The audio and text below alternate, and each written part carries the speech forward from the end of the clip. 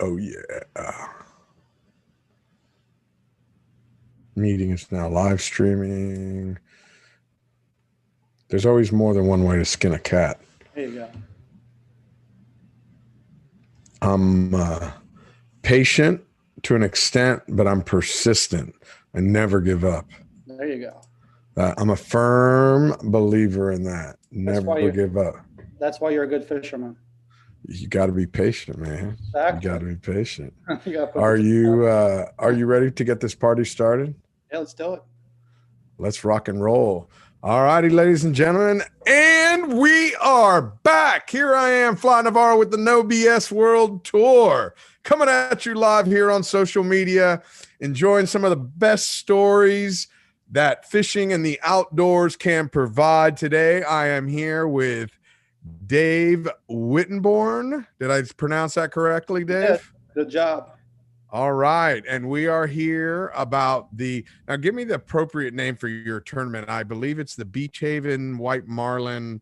Let me let you just call it out live correctly. It's the Beach Haven White Marlin Invitational. Listen, ladies and gentlemen, if you want to be a part of this, you got to get invited. All right. So whatever comments you want to leave, you better be nice to Dave, because if not, you heard him. This is an invitational. So if you want to be invited, and if you want to be invited back, make sure you get it right. I want to say a big hello to Josh from Arlington, Virginia, Lorenzo Nosey all the way from Rome, Italy.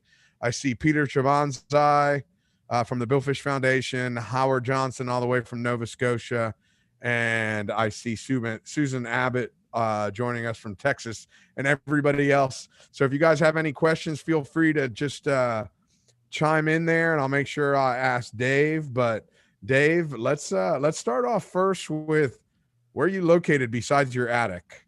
Exactly. This is my attic, actually. Is it your attic? Yes, the building inspector doesn't know about it, but we'll just keep going. I won't tell anybody. I promise not to tell anybody. We're located in southern New Jersey. We are on the south end of Long Beach Island in Beach Haven, New Jersey. Okay.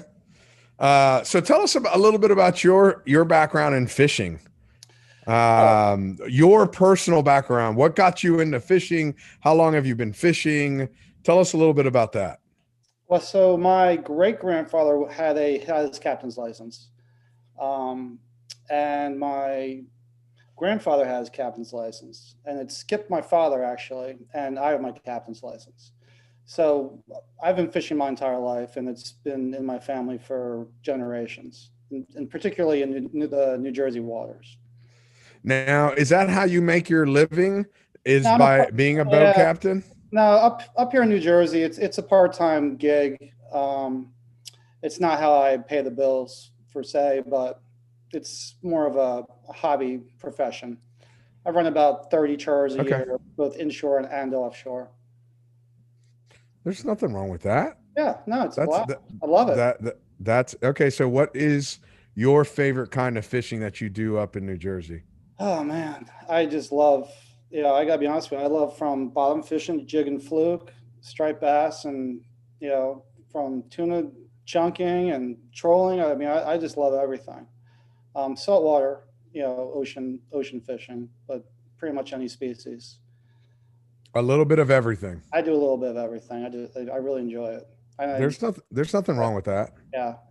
I do everything. I totally get it. Kind of, somebody was asking me that the other day. I was sharing a story with them about me trout fishing, fly fishing for trout. And they're like, "Oh, you like every kind of fishing." I go, "Listen, I'm a fisherman. I'm not a stale fisherman. I'm not a blue marlin fisherman. I'm a fisherman. I like to go fishing. I don't care what it is. It's a lobster, a crab, fluke. I don't care. I just want to go fishing and take pictures." Yeah, I love it. We have a short season, so, and to go offshore, we have to travel 60, 70 miles. So if it's blowing, you stay inshore and you go fluke jigging, or, you find something to do. But if I'm down the shore, we call it here in our area of New Jersey, it's called down the shore, DTS, as my family likes to say.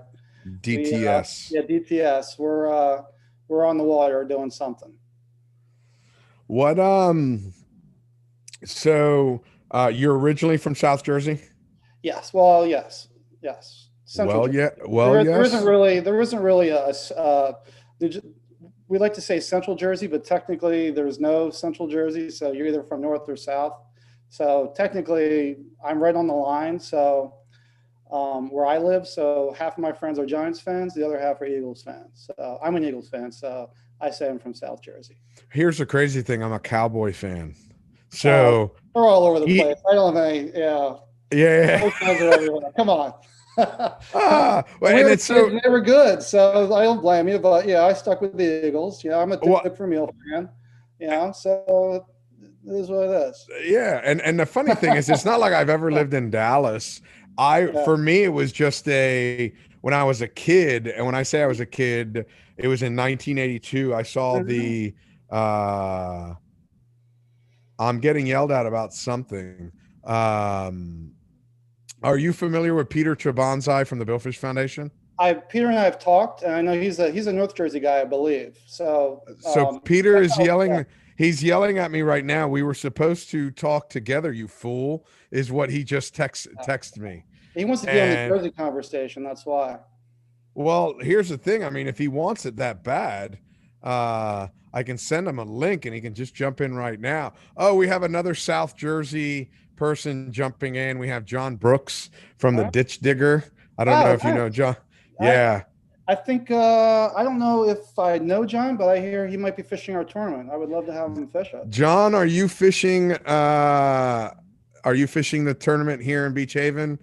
We'd like to know. If not, we're going to extend you an invitation. You need to know Little JB. Little JB is good people. Okay. He's really, really good people. Hmm. And I'm one of the few people that he allows to make him a drink. Oh, there you Um, yeah, he's just like, hey, Flypaper, can you make me a cocktail? And I do it because, what do you mean, no? He likes when I make him a drink. go. I even one time, last time I made him a drink, I stole his phone from him and I decided to run all the way up to the tower and broadcast live on Facebook, very similar to the way we are now, but on his phone, Hmm. on his account.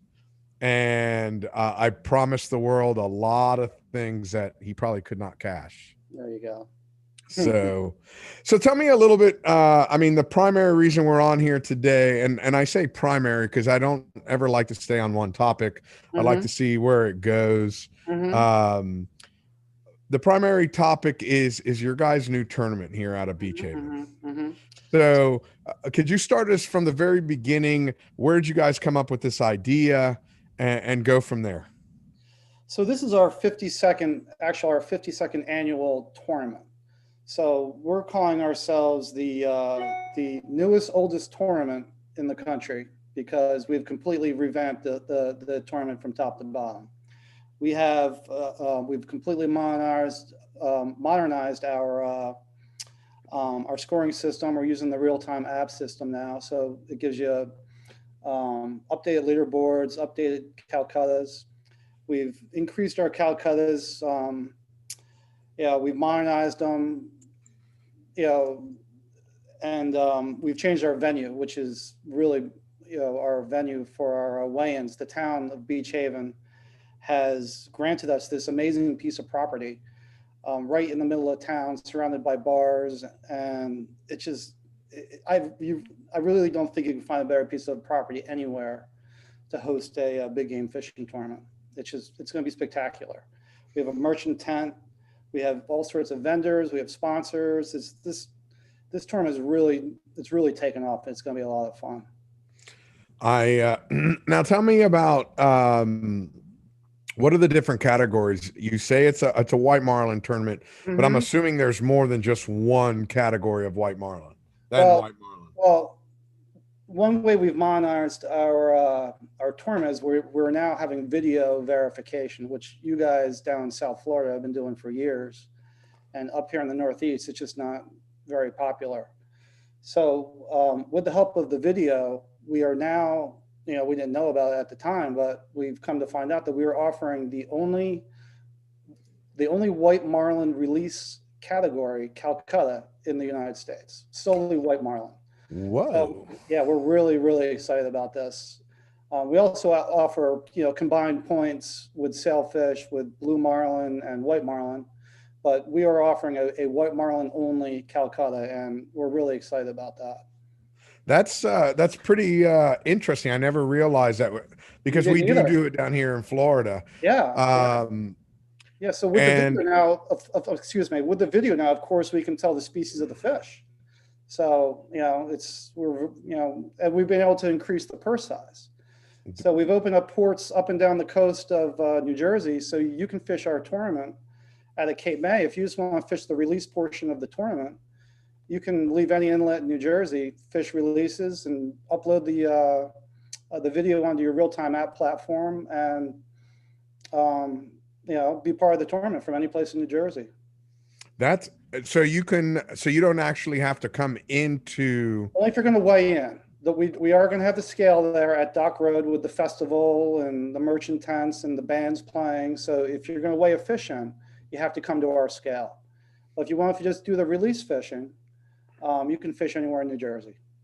Well, listen, I know little JB had a good idea about that. And now he also made another comment that anything north of Atlantic City is considered North Jersey. Yeah, I know. Do you confirm or deny that? Well, I think Long Beach Island is split into two. So when you come on to Long Beach Island, if you make a left and head towards Barnegat, I think that's North Jersey. If you make a right, because Beach Haven was founded by Philadelphia people.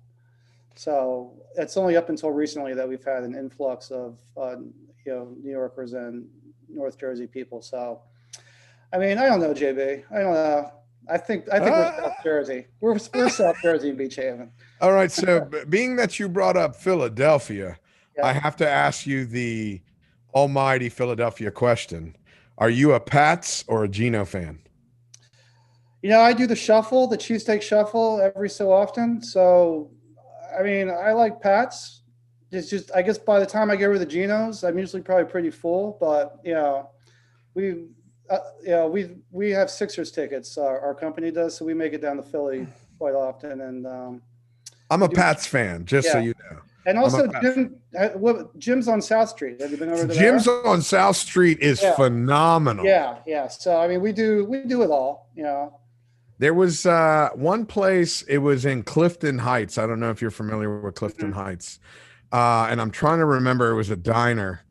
And the guy made some of the best cheesesteaks. They were incredible. Yeah, no, but I can't remember what the name of it is. I was very good friends with the chief of police there in Clifton Heights. And for anybody that's asking, it's not because I did any time or I got arrested. He was actually a friend of mine. I used to go hunting, deer hunting. Listen, I know my people that listen, and the first thing they say, "Oh, chief of police, fly," and probably knows him because he's been sitting inside or causing trouble. But no, we used to deer hunt together. And long story short, he's the one that took me to this, and I can't remember. It might have been Walter's Diner or something like that. But I'm a big Pats fan, and I did do gyms on South Street. And again, nothing against Geno's, but Pats was definitely my favorite.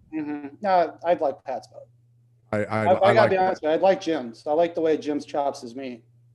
Jim's is great. Now, this is something I didn't realize. Being from Florida, and we're talking about being South Florida and Jersey, some of the differences.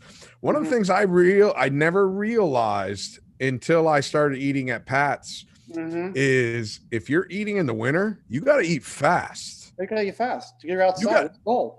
If you take your time, you can't lollygag. Your steak will get cold. No, it's cold. You don't want to eat in your car because then you're slopping all over the place. No, you want to eat outside and put the cherry peppers on it, and and make a mess. But the whole thing is, if you're outside and it's cold, 20 degrees, it don't last long before your cheesesteak is cold. You get it wit or without? I get wit. Yeah. Okay. Nice. I get wit. That's just me. And I also like mushrooms on mine. Nice. And when I make them here at home, it's wit and the whole cheese whiz, the whole 9 yards. Nice. If I'm gonna do it, I'm gonna do it right. Nice. Well, you can't get the rolls down there. That's the problem. The rolls is not the same thing. But I'll get a nice baguette from Publix, and on a Friday night, because I have this thing. I don't see. It's not that I have a weekend or not weekends. When we're fishermen, it's 7 days a week. But Friday night in my brain, it used to be take out food and rent a movie. Well, sometimes I don't feel like takeout, so I'll make Philly cheesesteaks, and I'll make a whole bag, cut it into 6 pieces, and everybody takes a piece. I'm actually from the Trenton area, so next time you come around, we'll have to get you some pork roll. Oh, like the Taylor ham pork roll? Yeah, you got Taylor or Cases. It's the same thing. Which is better? Well, here's the thing. Yeah, I mean, and I'll go pork roll, but here's where I draw the line, and this may end the podcast automatically. I'm not a scrapple person. no, I don't do scrapple. I don't do scrapple. I mean, and for all you jerseys in there, listen, this may like shun me out of everywhere, but scrapple to me is kind of like hot dogs. They're just lips and assholes. That's it. That's what they use. It's everything exactly at the end of the day. Exactly. Whatever's left, whatever's on the floor, they kind of put it all together, and that's what they make the scrapple out of, and that's just not what I want. Whatever ends up in the squeegee at the end of the day. Oh, man, you're killing me. You're killing me. But yeah, that's my biggest thing. I just do not like the scrapple. Just doesn't do it for me. The pork roll is not bad. And a lot of people don't know this, but my very first boat job I ever had was out of Long Island, New York. So here I was, a Florida boy. I took a job on a boat, and I went to Long Island. I didn't know about an egg sandwich on a roll. What?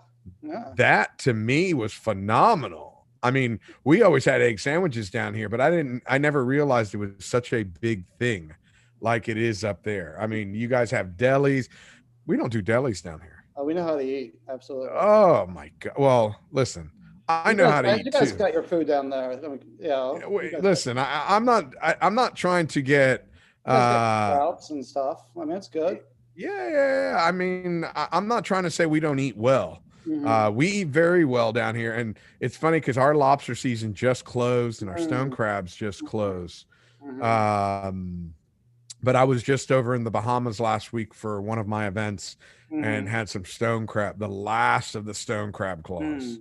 And they were delicious. Yeah. They were delicious. So no, we do eat well. Yeah. But you guys have some pretty unique stuff up there. And I have a lot of friends from South Jersey, and I have to just listen to the scrapple talk. Yeah, there you go.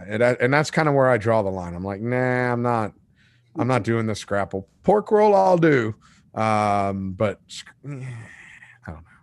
I don't know. Now, I do have a question, because a lot of the tournaments are different.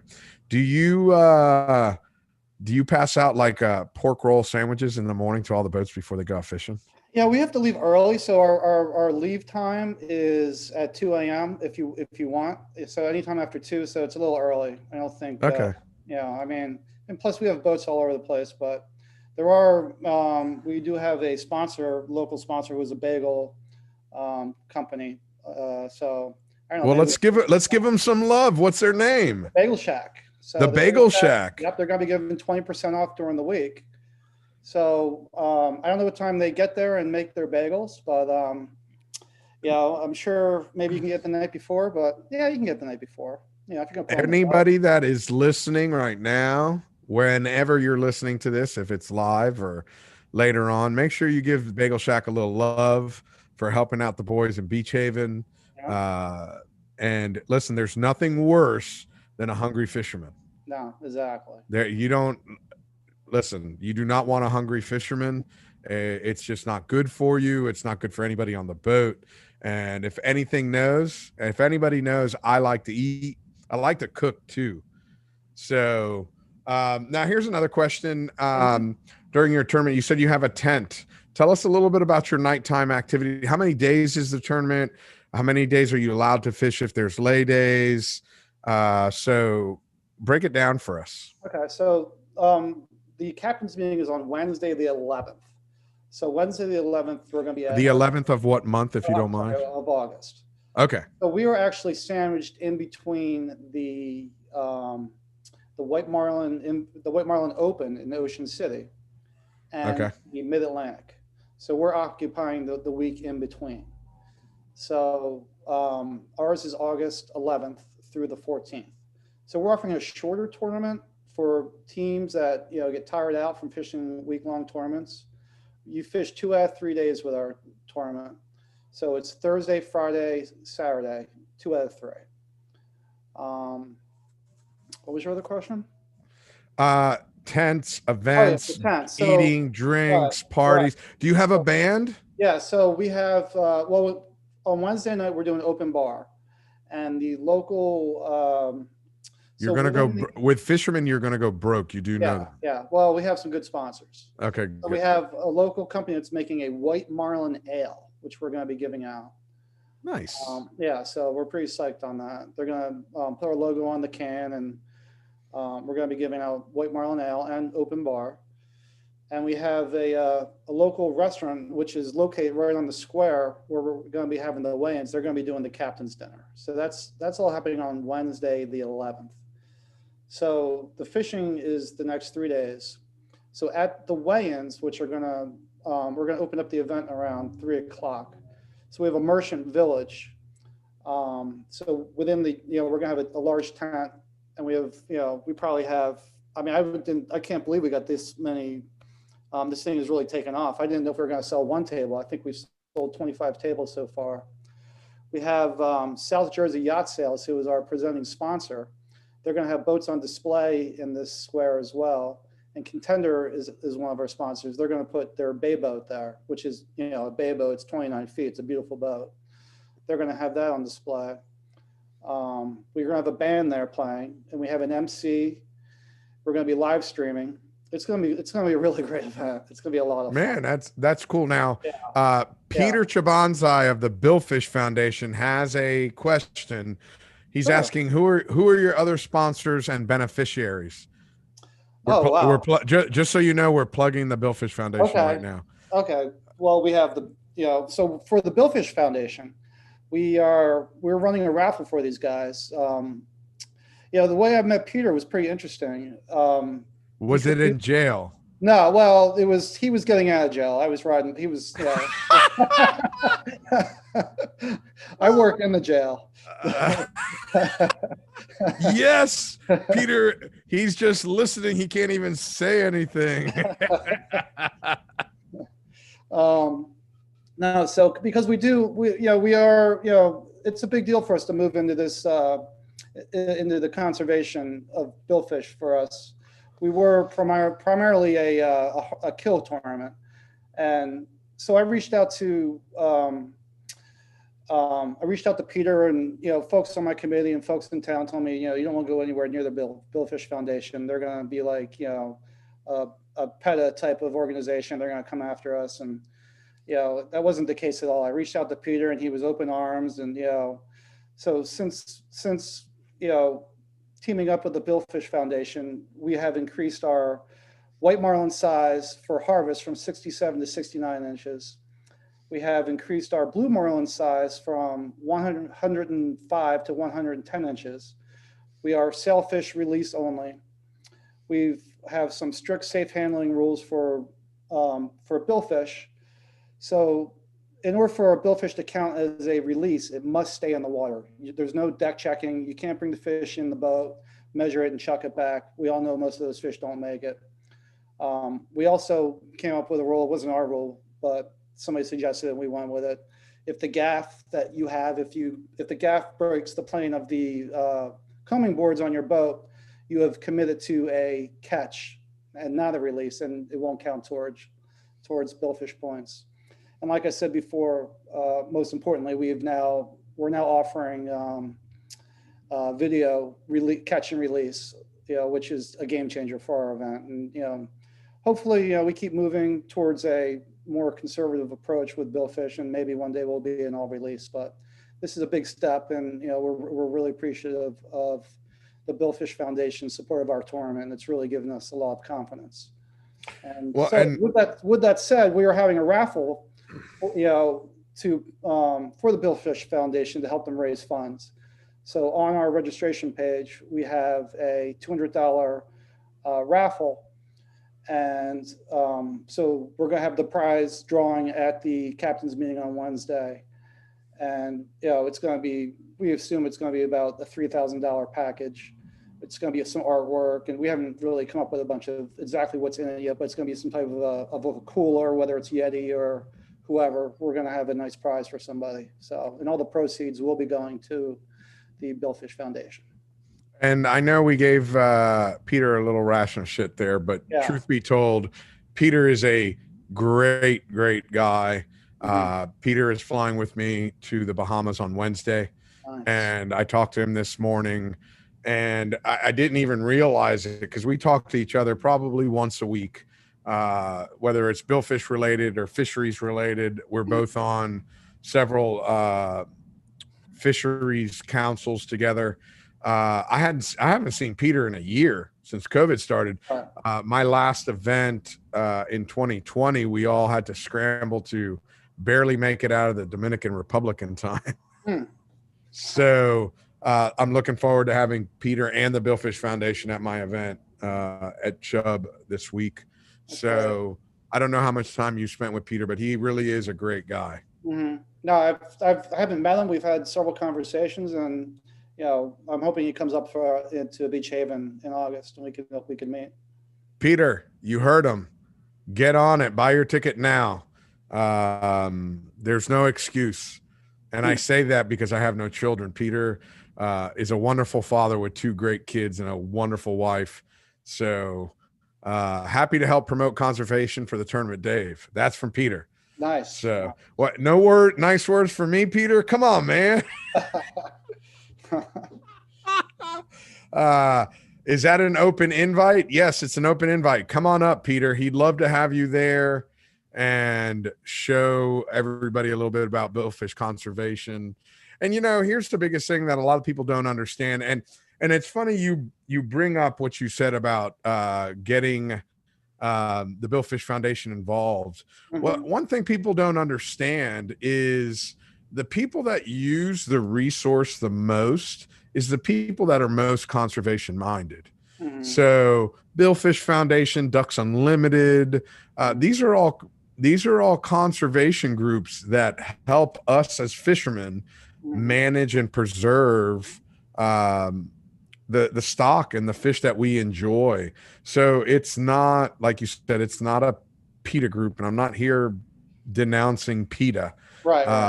But they're not going to be jumping all over you. Exactly. What they do is they help with spreading the word of how do we conserve and manage the resource, which by the sound of some of the things that you're doing with your rules, i.e. no deck checking. If you do, that fish is disqualified.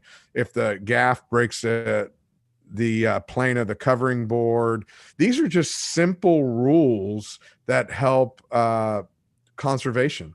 It's simple rules. It's nothing fancy. It's nothing hard, but it's what can you do in an event that is harvesting fish?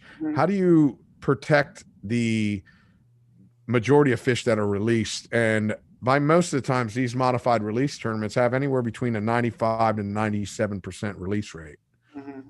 Exactly. So I think it's important partnering up with a foundation like the Billfish Foundation, so you can spread the word and spread the newest science that's out there.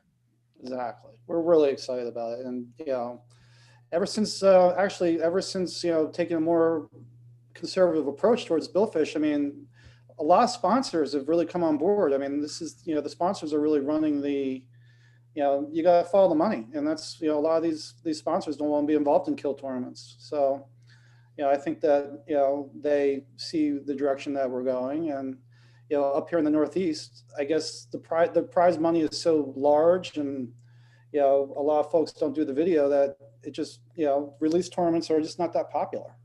So we're really excited about it. And like I said, we have, the only white marlin release category in the United States. We're this is something we're really excited about. So there's a lot of You're out there. you're a trendsetter. Yeah, well, I think that's pretty cool. You know, anything in life, there had to be a first to do it. Whether it's the first person to whatever fly on a plane or the first person to use the internet, there's always a first. And Peter is asking me to tell you to call him. Okay, great. Peter, what time do you want him to call you? And what would you like him to call you? I like to call him Peter, but you might want it. Peter may want something else. Hope I didn't say the wrong thing. Oh, yeah. You know, there's so many things, and it's so hard because I have a great relationship with Peter, and he's a super guy. And I love to tease Peter, but I don't tease Peter online. So it's in private. That's one thing. So I've already pushed the envelope a little bit. So but this is what I do want, and I'm going to ask you and him when he goes up there and has that pork roll sandwich.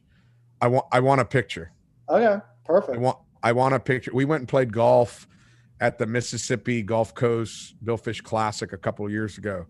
Pouring rain. It was horrible. But we had a great time, and we went out to lunch.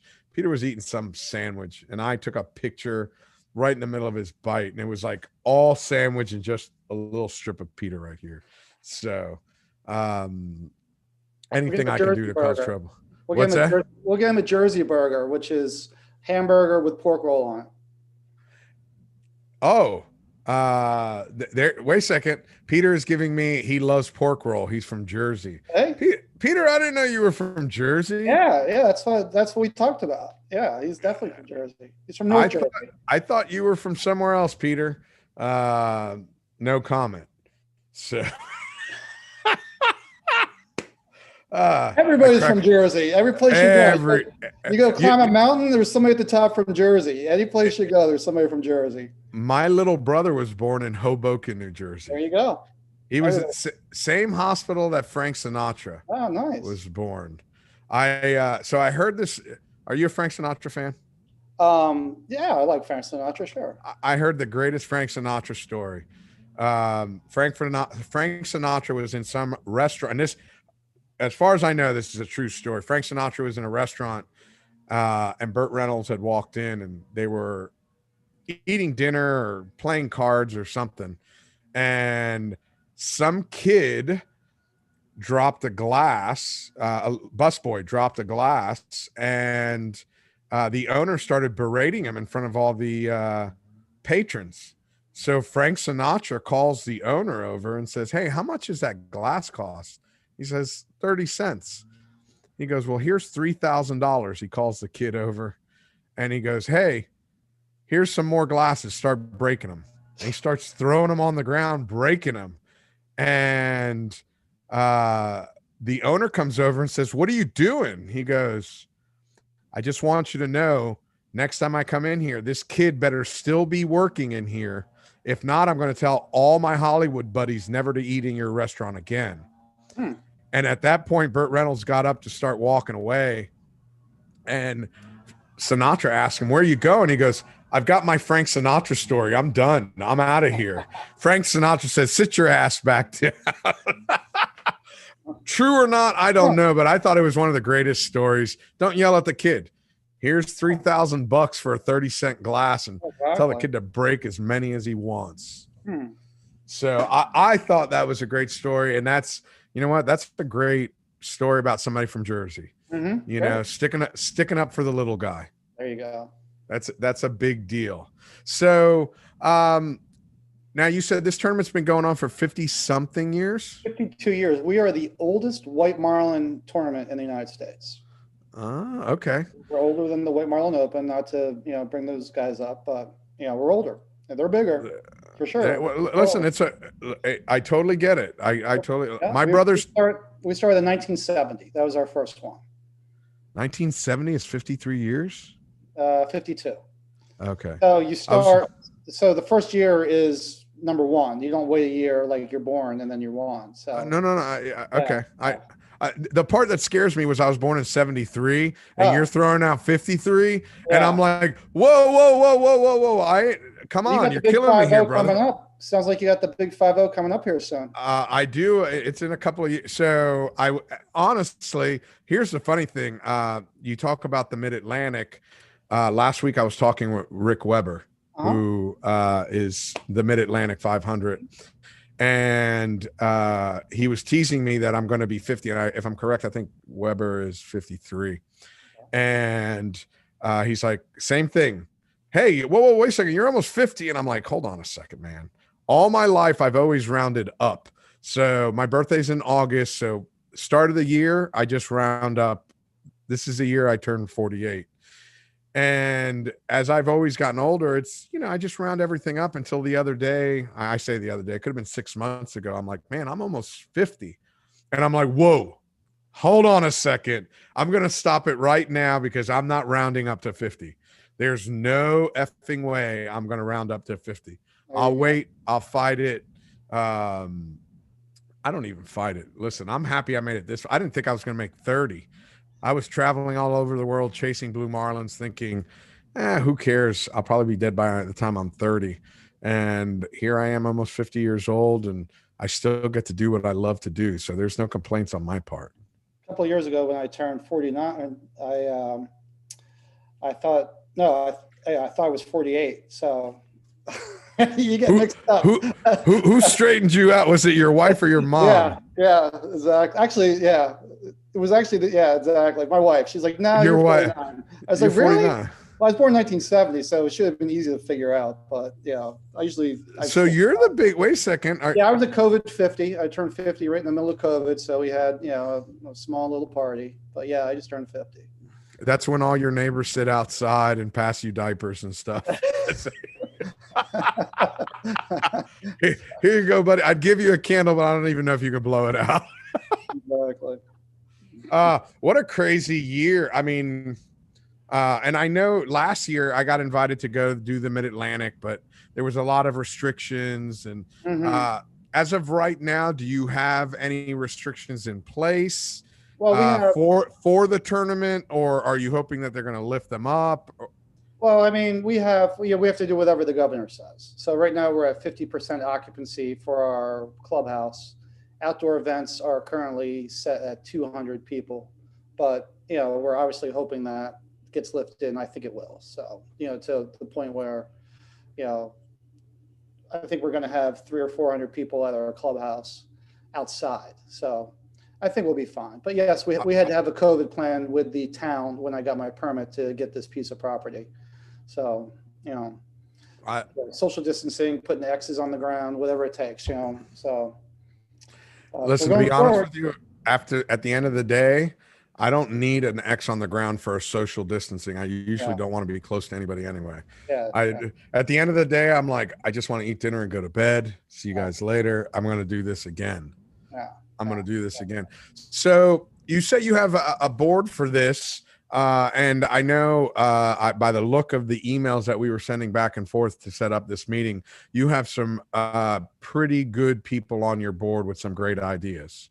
Yeah, so we have one fellow who has been working with us very close. We have a lot of good people. But Carl Anderson has really stepped up. And Carl is a Beach Haven native. And his family, I believe, helped start the club. They definitely start this tournament with a group of fellows in 1970. And Carl has been, he's really shepherded us along the way towards, billfish conservation. And in the beginning, he was preaching it from day one on our committee meeting in November. He's like, we gotta do more conservation. And we're like, huh, what? And he was 100% right. And we just had a blast with it. And he was 100% right. So, Carl's been rounding up boats for us. He's been helping us with sponsors. He's really been helping us out, and we're really appreciative that he came on board. That is awesome. And again, when you're a key event, and if you build it on the grounds of conservation, you're stewards in the sport fishing industry, and it's important that you set groundwork to be able to be conservation minded and just help the resource along. Exactly. And like I said, we were up here in the Northeast, and we weren't really thinking about it, because I mean, the seasons are short, and you get out there a couple times, and you just don't really think about it. But Carl was right. I mean, we're really having a good time with our conservation efforts, and we're really thankful that he showed us the light. So, and this is from my knowledge, and or for my information, Mhm. and let's see if people are interested as well. But you're part of it. The tournament or the event is actually part of a bigger club, I'm assuming. Yeah, so we are so the Beach Haven Marlin and Tuna Club, which was started in 1949, I believe. It was started by, a bunch of local fishing enthusiasts, and a couple of them were the, I don't know if you remember the boat Pacemaker, but the founders of Pacemaker, and there's just a bunch of local Beach Haven fishermen. They founded the club. So the clubhouse was built in the 1960s, and then the tournament started in 1970. That's And so we are part of the Beach Haven Marlin and Tuna Club. How often do you guys have meetings? Do you have them all winter long, or? Well, this for this tournament, we started in October, I believe, and we had a meeting once a week up until last week. So every Wednesday we've met. I guess I have to clarify. Does the club itself does the club itself have club meetings? Oh yeah, I mean it's a beautiful clubhouse. Our original clubhouse that was built in the 60s got washed away in Sandy. So we built a beautiful state-of-the-art clubhouse right on the bay in Beach Haven, and we have a full event, full calendar of events. So we offer 4 invitationals. We have a tuna tournament. We have the white marlin. We have a fluke invitational, and we have a striped bass invitational. And throughout the year, we have in-house fishing tournaments. We have all sorts of social events. I mean, it's really a thriving fishing club. Are you overseeing that as well, or are you just the tournament director for the event? Technically I'm the chairman of the White Marlin Invitational, so I'm just in charge of this. So I'm on the board, but we have a Commodore, a Rear Commodore, a Sergeant of Arms. But no, I'm just in charge of the White Marlin Invitational. That's enough. That's enough. Well, let me tell you, you're doing a phenomenal job. You're doing a phenomenal job so far. Yeah, this has been a full-time job, and luckily during COVID, and we were in the middle of the winter, and I had a lot of time on my hands to put this together. Well, listen, between what you're doing with the tournament and the fact that you're a Pats fan, you had me at hello. So, so when's the next time you're going fishing? I know it's a little early, but when's the next time you plan on going fishing? Well, I'm trying to find a 4th to fill our slot for the Hopetown the Billfish tournament in early May. The Hopetown United. Hopetown United, yes. So we have 3 fellas right now going, and we need a 4th to fill the slot. So that's on my calendar, and we're actually taking Carl Anderson's Merit. He's bringing it over there. I think he's bringing it over there, maybe for the tournament that you're fishing this week. I'm not sure. But I know he's going to be over there. I don't even remember what the name of his boat is right now. Several boats he's running. I'm not really sure either, but he's going to be bringing the boat over, and we're going to fish his boat with his crew. Okay. We need, so that's May 5th, I think it is. May 5th. I'm looking right now to see if Seneca had put anything in the email, but she hasn't. If not, I was going to give her a shout out, but she did a phenomenal job. I was on the board for her Hopetown United Sailfish Tournament in December. And I know she raised, I think just over $500,000 for Hopetown. So it's she's done a really good job, in raising money and raising funds to help rebuild Hopetown? So for our tournament, we hired the same woman, Courtney Bowden, who runs a social media consulting company. It's called Courtney Consulting. Contact Courtney. Contact Courtney, I'm sorry. And Courtney runs the Buck Cup, and she runs several other tournaments, including the Hopetown United. I think she might run the Hopetown Billfish. I'm not sure or not. Yeah, she runs those and the Buccaneer. So we hired her to run our social media, and she's coming up for the week as well during the tournament, and she's going to basically help us with everything. She's going to run the real-time app. She's going to, we're going to run the tournament under the same format as those. She does a phenomenal job. I've been working with Courtney probably 7 or 8 years. So she does a very, very good job. Yeah, we're really excited about having her, and she's been running our social media posts, and thank God for Courtney. That's all I can say. It's a full-time job, man. It's a full-time job. I mean, she does a great job. She does research on our sponsors and posts that stuff and all that content. And she's really, really good. So it's a lot of work. So I think you did well by getting her to come in and help you guys, because it definitely there's a lot to be said about keeping sponsors happy. Exactly. That in itself is a full-time job. So other than that, as far as fishing up here in New Jersey, I was just working on the boat yesterday, and I have a punch list of things I'm working on, and I'd like to get it in May 1st, and the striped bass run starts here around mid-May, and so I'll start running charters mid-May, and then we'll get into tuna season early June, and So did you get a chance to tap into some of that incredible bluefin tuna fishing last year? Yeah, we called it the triple wreck area. It was, okay. It was yellowfin and bluefin. It was mixed in. It was absolutely ridiculous. It was just ridiculous. Tell me about it.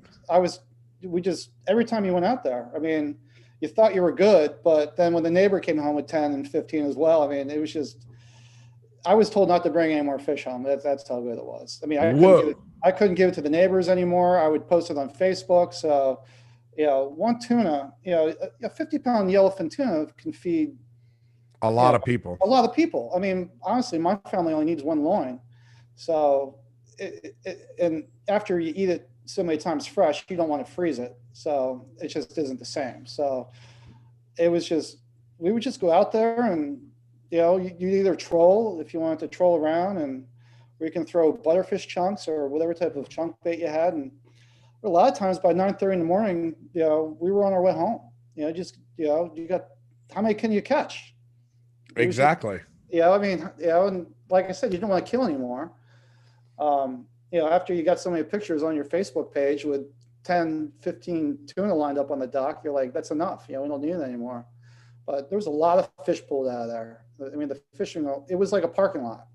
You went out there, I mean, just boats everywhere. You get 55, 60 miles offshore. It was just a parking lot, and it was just incredible fishing. That's awesome. I heard some great stories about the fishing. I know last year I had Nick, I can't pronounce his last name, Polish last name. He has a TV show. Nick, I'm sorry, dude. I killed your last name. Novoskowski or something like that. Right. He was telling me about it, and then I did not get a chance to go giant tuna fishing this year. I usually go to Nova Scotia for 6 weeks every year because the borders were closed. I had to just watch all my friends in Boston go do it. Yeah, it was incredible. It was like the fish were just stacked up. I mean, every day you went there was fish. I mean, they were all within a 5 mile. I mean, you went out there and just worked your way around, and you'd find them. I mean, they were just stacked up, and they were like that from mid-July all the way through mid-September. That's so cool. I mean, for running charters, it was fantastic. You went out there, you knew exactly where you were going, and you got enough fish, and then you came in. It was the best fishing I've ever seen. It's funny because here down in Florida lately, there's been a little run of 100-pound yellowfins that people are coming across while they're kite fishing for sailfish. So you hook these 100-pound yellowfins on 20-pound tackle, and people are fighting for 2 or 3. Yeah. Well, even on the 30 stand-up, I mean, we're fishing light leader on the chunks here. Sometimes you're fishing 30, 40-pound leader because they get line shy after a while, and you'd have to, pull your drag back to the 10 pounds. So, I mean, it took a little while, So, 10, 12 pounds of drag. So, it was a lot of fun though. It was a lot of fun. That's what it boils down to. As long as you're having fun and being outdoors, to me, that's the most important thing. You got to have a good time. That's what fishing's all about, spending time with your friends and family. Exactly. With people of all ages. I had kids out there reeling them in to, older adults. It was just a really good time. Whoa. There's kids and there's older kids. There's no such thing as anything else. Yeah, exactly. Well, I'm just a point. I really do. I feel like I'm a point. I tell everybody I'm a 16-year-old that shaves. Yeah. But I only shave half my face. So